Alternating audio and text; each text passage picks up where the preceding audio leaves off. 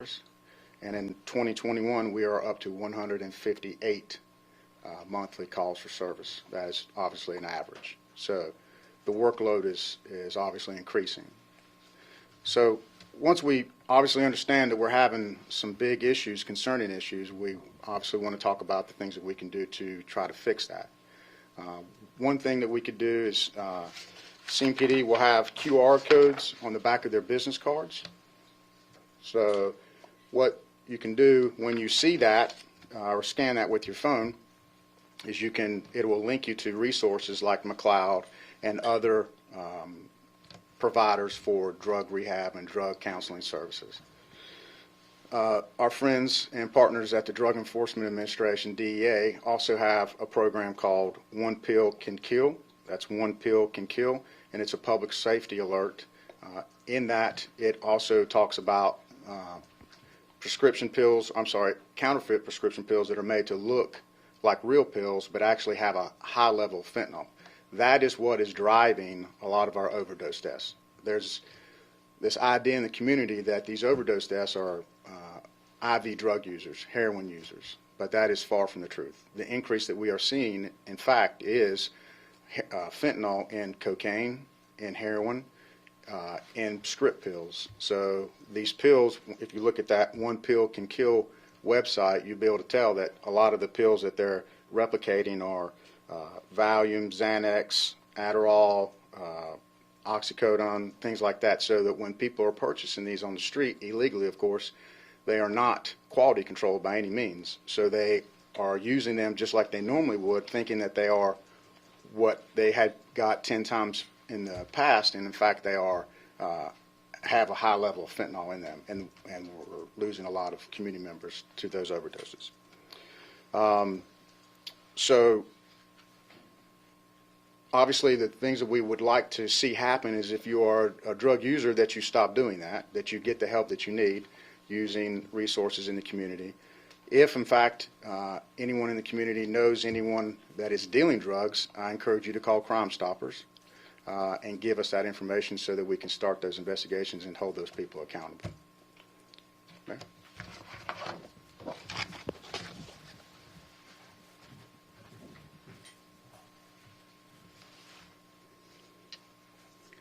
First, thank you, Lieutenant Mitchell, for the invitation to today's conference. My name is Mary Ward. I'm the president of McLeod Addictive Disease Center. And unfortunately, the pandemic has only exacerbated our work. Over the last now almost 20 months, we've seen more and more individuals presenting for treatment services, which is a good thing because that does mean that they're not dying on the streets.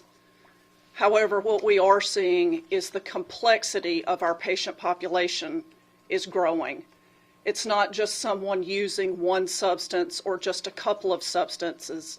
We're talking polysubstance use. And like Lieutenant Mitchell mentioned, we're not the only ones. In this past Friday's Wall Street Journal, there's a great article that talks about how fentanyl is making its way into drugs that we've never seen before. And unfortunately, we're seeing that in our patient population. McLeod Center operates 9 care locations in Piedmont and Western North Carolina. And recently, I was in one of our locations and heard a story about an established patient who still continues to smoke marijuana. This patient came into our clinic location, received care, and the following day, we didn't see them. Their friends, who were also patients in our care location, came in and told us that that afternoon he went unconscious. They'd all been smoking marijuana together, but for some reason he lost consciousness. They called 911, medic arrived, and he was reversed with Narcan successfully. So this is a call to action. What people are purchasing on the streets is not what you think it is. There's a lot of synthetic that's been cut into the fentanyl. Even if you know that you're purchasing fentanyl, you don't know what the quality is anymore. And who you think you can trust, they may not know that something has happened further up the chain. And so now's the time for anyone to have that conversation, because recreational drug use is not what it used to be. And we're seeing it in treatment, but treatment is available. Like Lieutenant Mitchell mentioned, there are QR codes on the back of their cards that can connect you to providers like McLeod Center and others in our communities.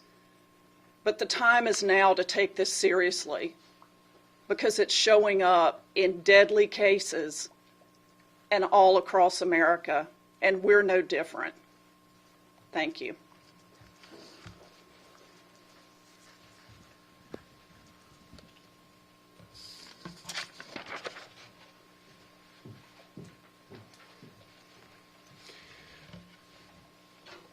All right, thank you, Mary. With that, we'll open it up to any questions for Ms. Ward or Lieutenant Mitchell. Indira with WCNC Charlotte. This question is for Lieutenant Mitchell. We talked about things that can be done to stop this. Why doesn't CMPD arrest people in connection to overdoses? And what do you think should be done about that?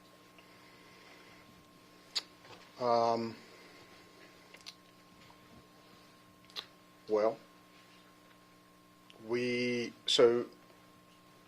to arrest someone who has dealt drugs to someone who has died from that, that is a very complicated case to make. In other words, we would need to prove that this drug dealer only sold to that one person, that person didn't buy from any other person, and that the amount that they provided that person over either in one dose or over a period of time was enough to cause them to die. So it's not that we don't want to, it's just that it is very, very difficult to get those cases made to the level of probable cause that you would want a jury to convict. And I have a quick follow-up question. I know sometimes we've seen exceptionally clearing someone that has popped up. What does that exactly mean, and when is that used? So if a person were to die from an overdose, homicide would be the lead unit investigating that. When they go out and conduct their investigation, they are trying to determine the cause of death and if it's criminal in nature, I guess. So when they are clearing things exceptional, I probably want to talk to someone from homicide to give you a really good answer as to how they justify the classification of their clearance. But certainly, the death investigation is conducted by homicide, but we could also respond to an overdose call for service. And if you do, a patrol officer will go out there, this person overdosed in a bathroom.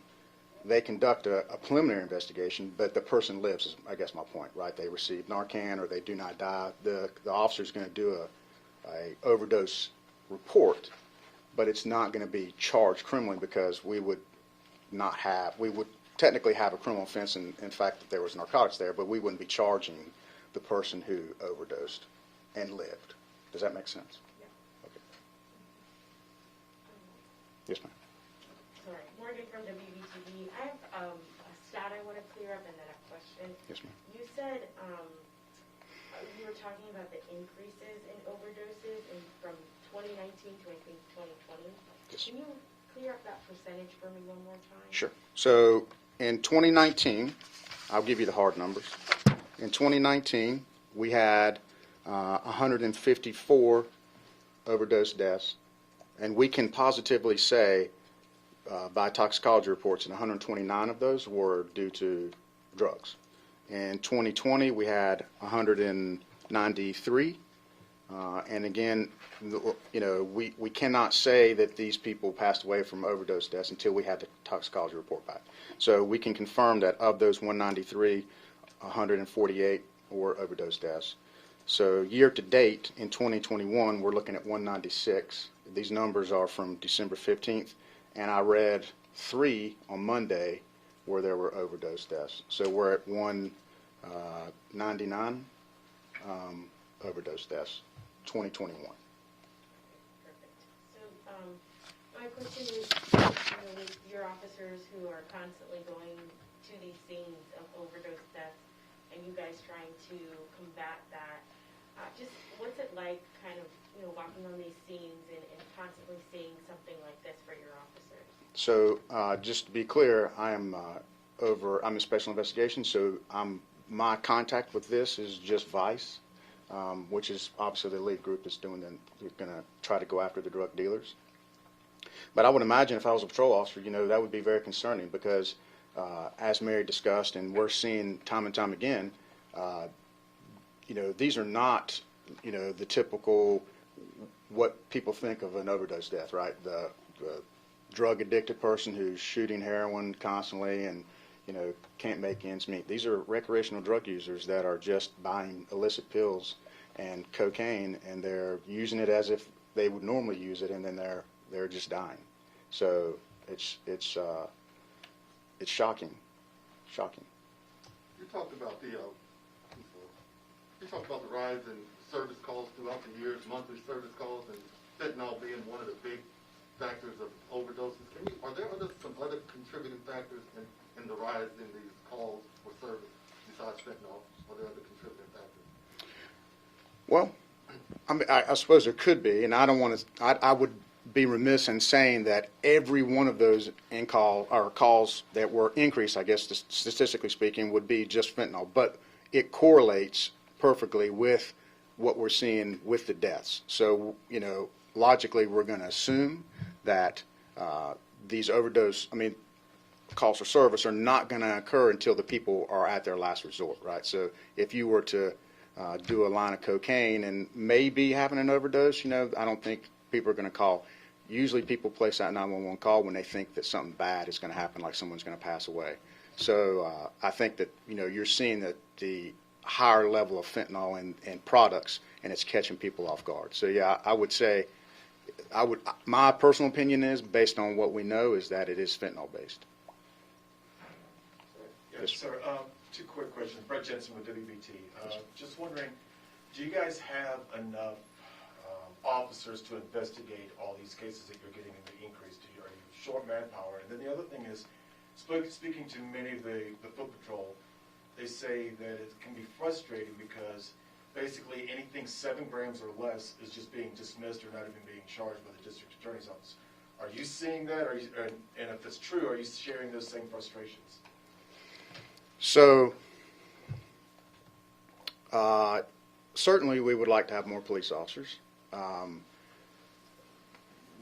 It's not a secret that we are short-staffed. I couldn't speak intelligently about the actual numbers, but 100, 150 officers maybe. And if the push comes to shove, the organization is going to staff patrol before it staffs specialized units, as it should. So the ability of Vice to follow up on these investigations can be limited, with a limited amount of detectives. Because we also are tasked with conducting proactive investigations, not just reactive investigations. So, yeah, I think that there is some frustration that we could do a better job if we had more resources. And what was your second question? 7 grams or less, Yes. people not being charged or just having them dismissed. That's what many of the officers are telling me. So the DA's office is under a tremendous amount of pressure. They have a lot of caseload that's built up due to COVID. So they have basically said, that they're going to spend more of their time prosecuting crimes of violence and maybe not prosecuting as much with the drugs. So I don't know about the weight that you're getting. The guidelines that we received really were just, trafficking offenses. So, and that differentiates between the types of drugs. So you could have 28 grams where you're trafficking on cocaine, and you might have 10 pounds on marijuana. So that's kind of the guidelines. But there was also additional guidance given that if we were to arrest someone with drugs that was in possession of a handgun, that was connected to an act of violence, that the DA's office would actually look at that case independently of their guidelines. All right. I do have a quick question for Mary.